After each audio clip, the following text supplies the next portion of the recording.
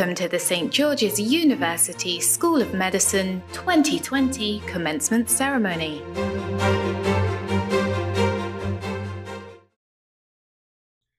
Chancellor Modica, members of the Board of Directors, deans, faculty, graduating students, families, and friends, hello and good day. My name is Dr. Stephen Weitzman, and I am the Dean of St. George's University School of Medicine. It is my pleasure to welcome you to the university's 53rd commencement for the School of Medicine.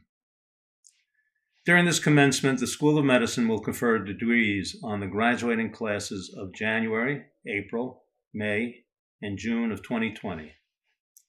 On behalf of the other deans and faculty, let me congratulate you on achieving this milestone in your life, a tremendous achievement. We also want to acknowledge, as I'm sure you do, those family members and friends who have supported and encouraged you during medical school. I'm sure they are as proud of your accomplishment as we are. While this is our 53rd commencement, it is the first time we have had to do it virtually, forced to do so by the pandemic now sweeping the globe. But please realize, the difference between this graduation and previous ones is in form, not in substance. We have arranged a virtual program that mirrors our traditional ones. We will start with the national anthems of the three countries that host St. George's: Grenada, the United States, and the United Kingdom. This will be followed by an invocation.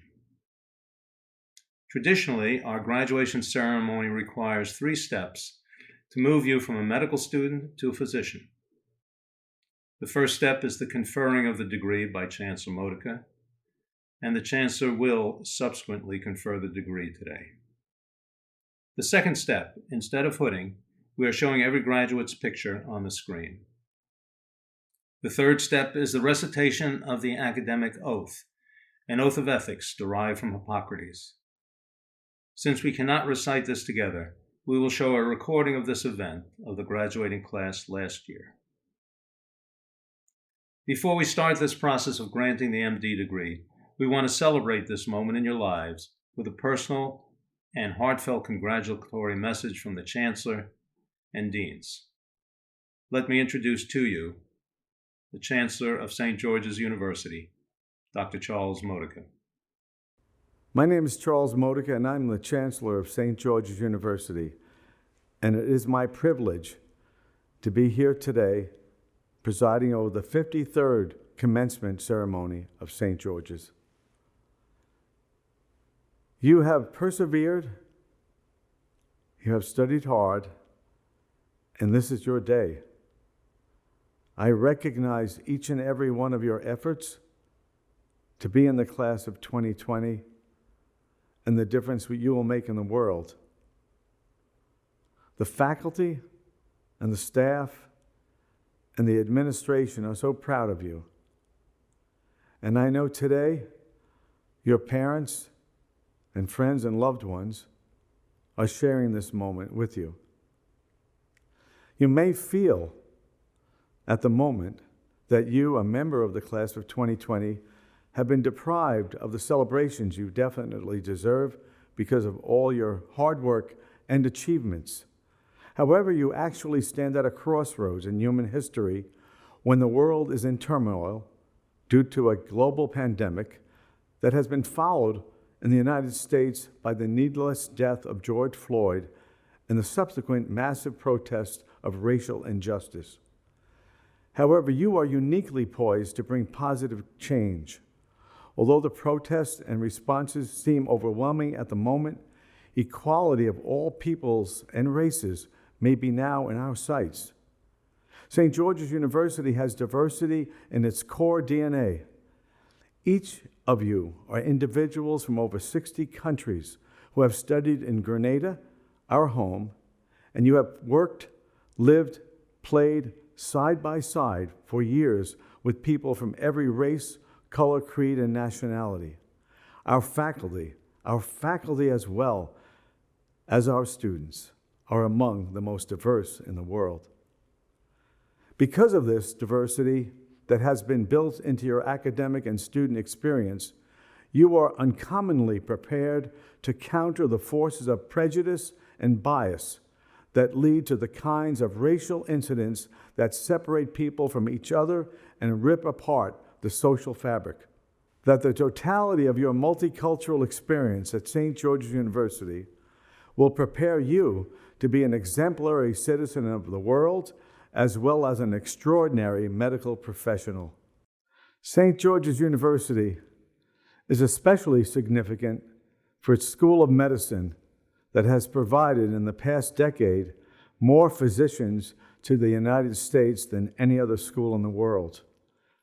In our School of Medicine and our School of Veterinary Medicine, excellence has been the answer, and perseverance of each and every one of you in your studies and your sense of accomplishment and your pride are a factor in what makes the class of 2020 so great.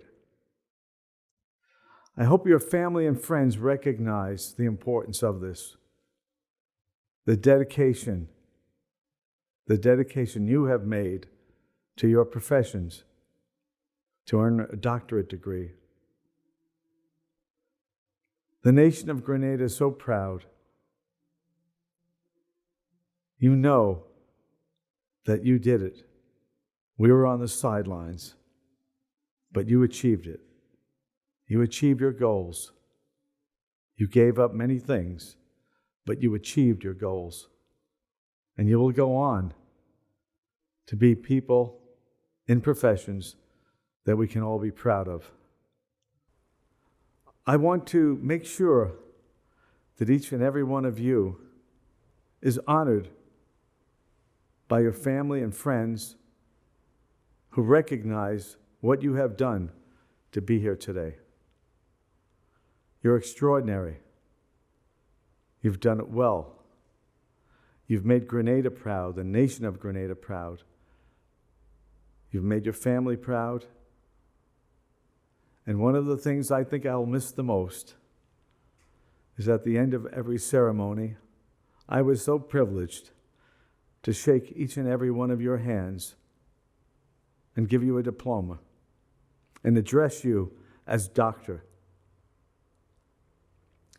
I'll miss that opportunity, but I hope that your loved ones and family can give you a big hug when they address you as doctor. You've done it well.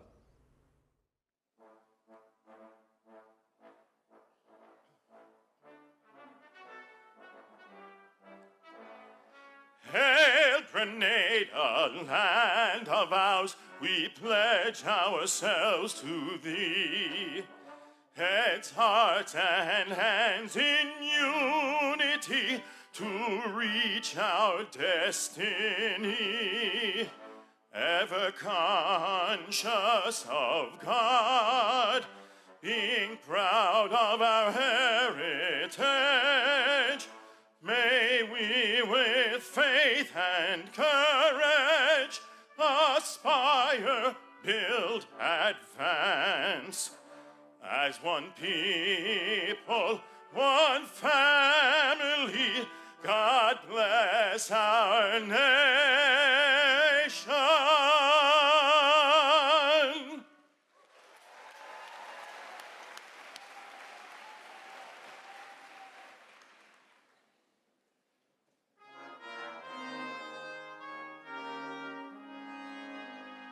Oh, say, can you see by the dawn's early light what so proudly we hailed at the twilight's last gleaming, whose broad stripes and bright stars through the perilous fight o'er the ramparts we watched were so gallantly streaming, and the rocket red glare, the bombs bursting in air, gave proof through the night that our flag was still there. Oh, say does star-spangled banner yet wave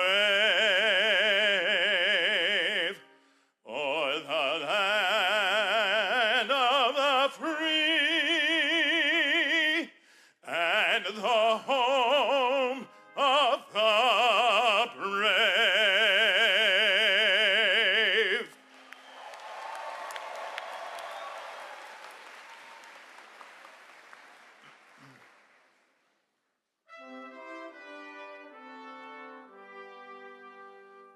God save our gracious Queen. Long live our noble Queen. God save the Queen. Send her victorious, happy and glorious, long to reign over us. God save the Queen.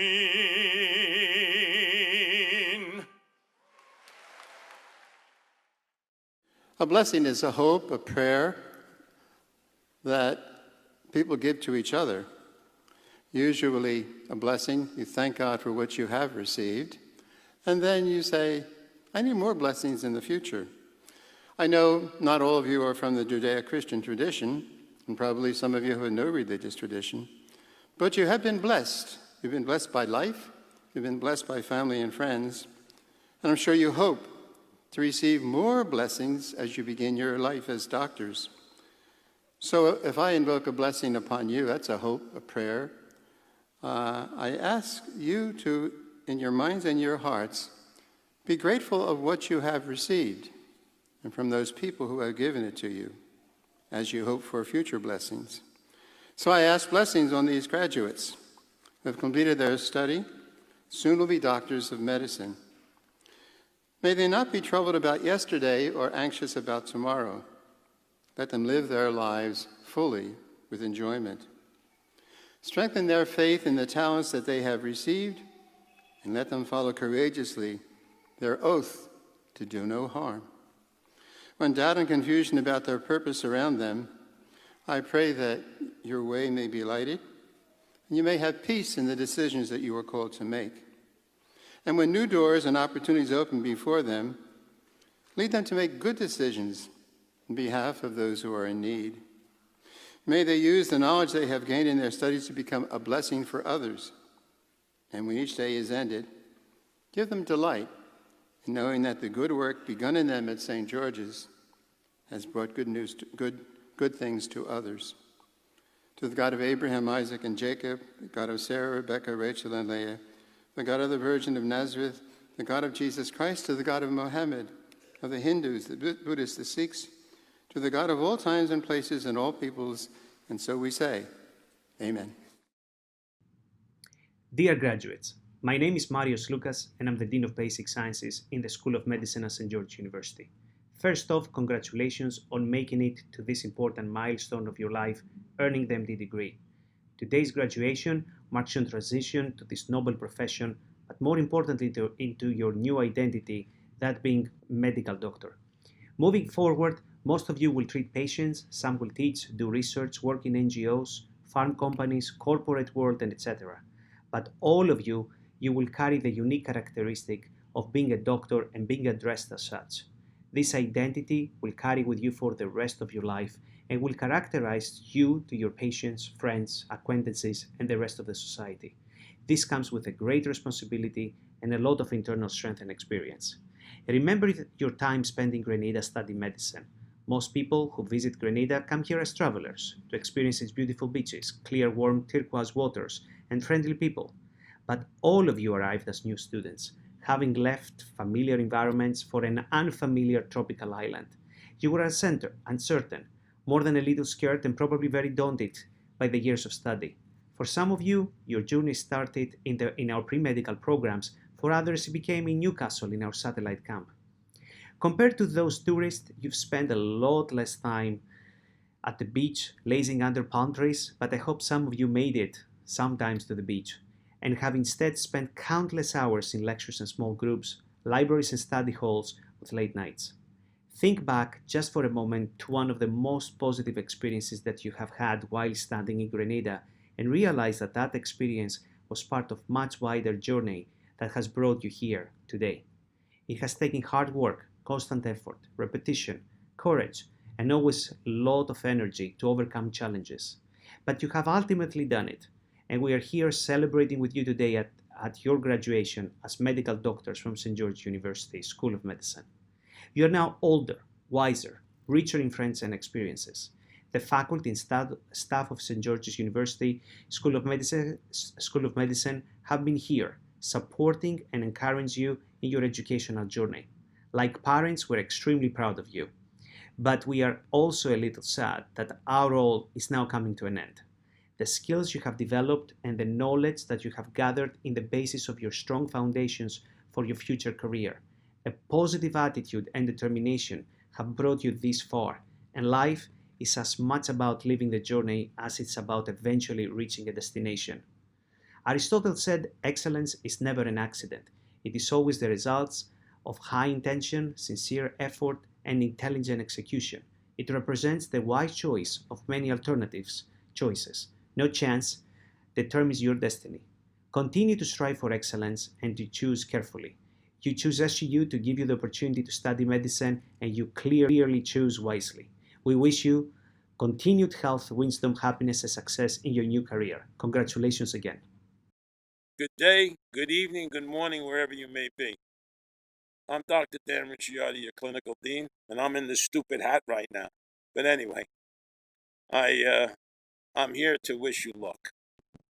It's with mixed emotions that I'm here in Long Island and not in my home in Brooklyn, getting dressed in a suit and making my way over to Lincoln Center to see you all on this glorious occasion.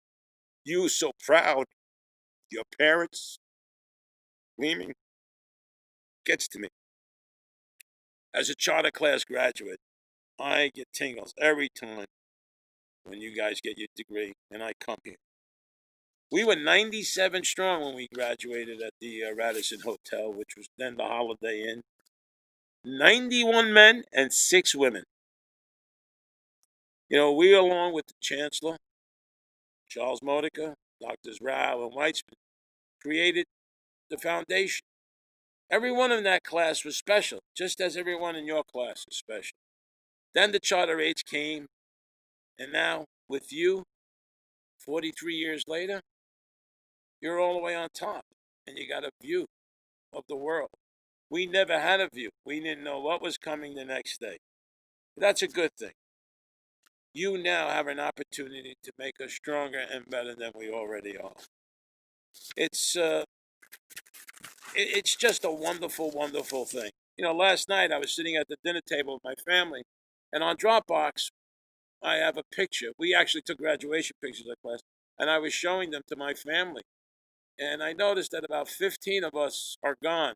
God bless them. But every one of our class was unique, and I'm sure it's the same in this class. And I just like to say God bless them. I always say about St. George's, and I said it the first time I ever spoke at graduation, that what we did here is like from the song Meatloaf. You know, bat out of hell. We took grains of sand that made an emerald city. And we have to thank it, we have to thank a lot of people for that. Now with this degree, you have an obligation to perform to the best of your ability, okay? And not only do you have to do better than the best of your ability as a St. George's graduate, okay?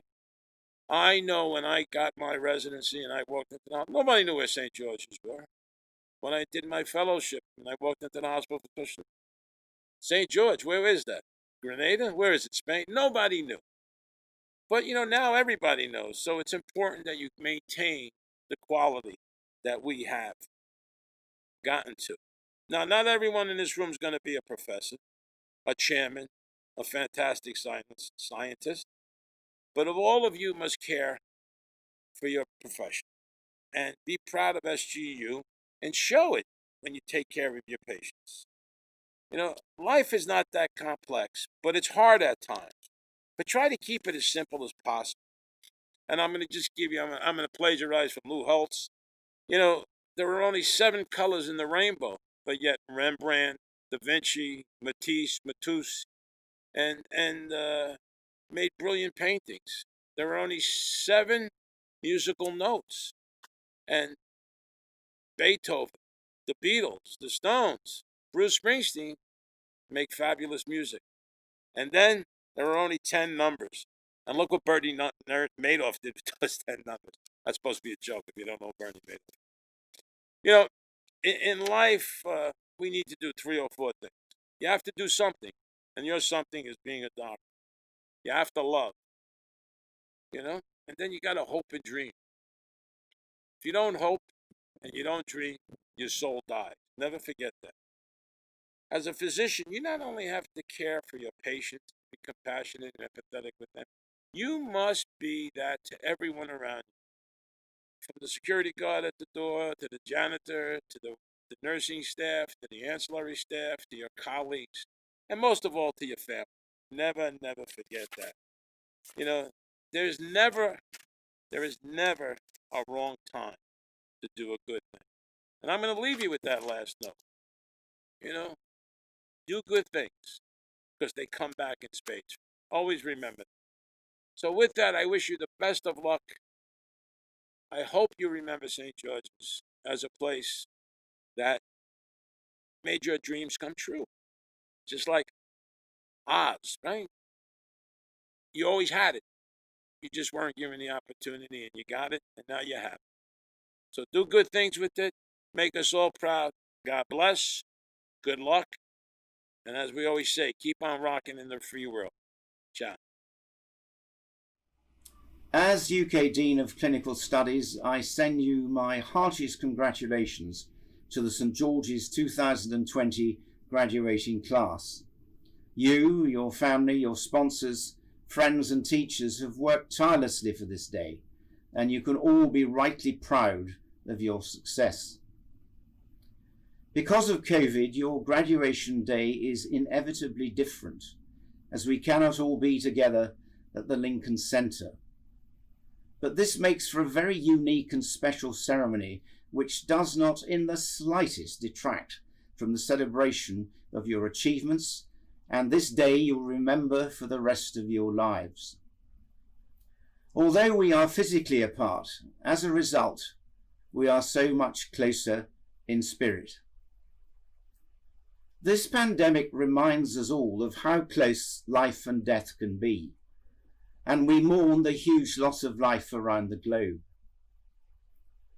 It too emphasizes of how important the science of medicine is, and how you have now become an integral part of the global army fighting disease and suffering around the world.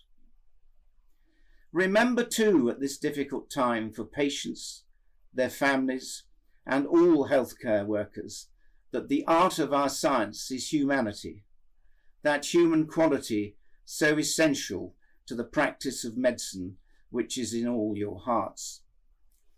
As qualified doctors, you are now members of a most noble profession, and therefore are very privileged, a privilege extremely well earned. And with privilege comes obligation, and yours is now to serve humanity for the rest of your lives. Your rolled and ribbon diploma is a wonderful torch to carry, so carry it with dedication and pride forever. I wish you all well in your future careers, and I know you will do St George's University and yourselves proud. So go forward with God's speed.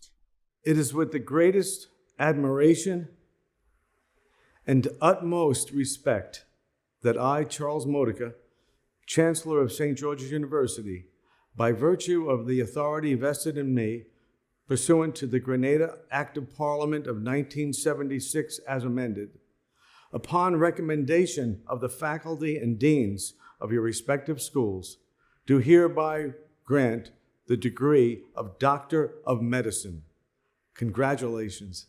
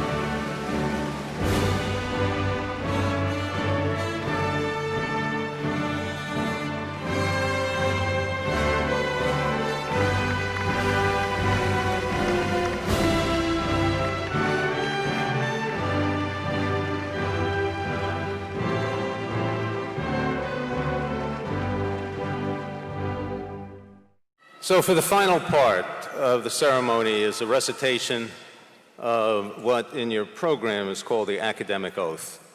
And this is a descendant of the Hippocratic Oath.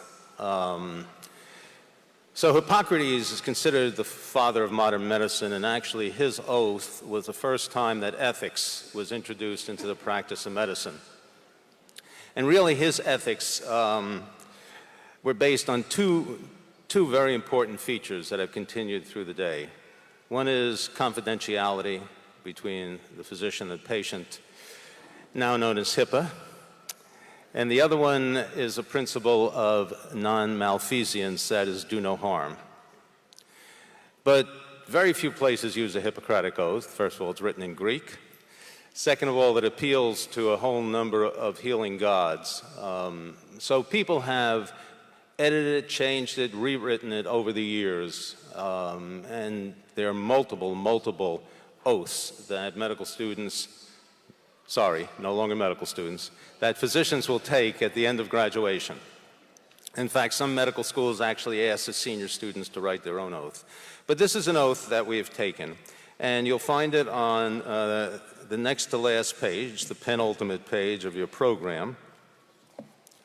And I just want to say a few words about it before we actually recite it. First of all, even though I was instrumental of putting this in here, it just dawned on me that this is a misnomer. This is not an academic oath. I mean, academic refers to the university, the classroom, taking exams, writing papers, and what you're about to embark on is far from academia. It's healthcare, it's hospitals, it's clinics, it's patients. So I think next year we're going to call this, I don't know, physician's oath, let's say. So we'll have to change that. The other thing I'd like to point out to you is that throughout this oath, the word art, science and art, for example, in the third paragraph, appears recurrently. And the science of medicine you're all well imbued with. It's the art, however, that takes years to develop.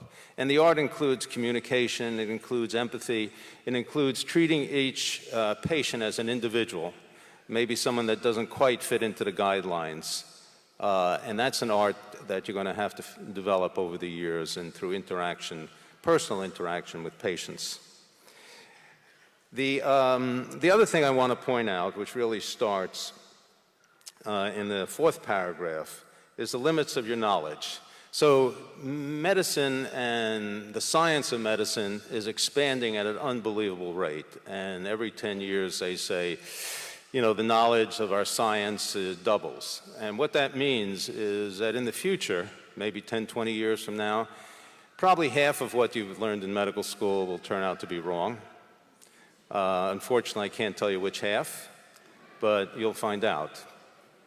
So you must keep up with the literature, as we say. You're going to have to become a lifelong learner, and some people actually consider the diploma you get a license to learn.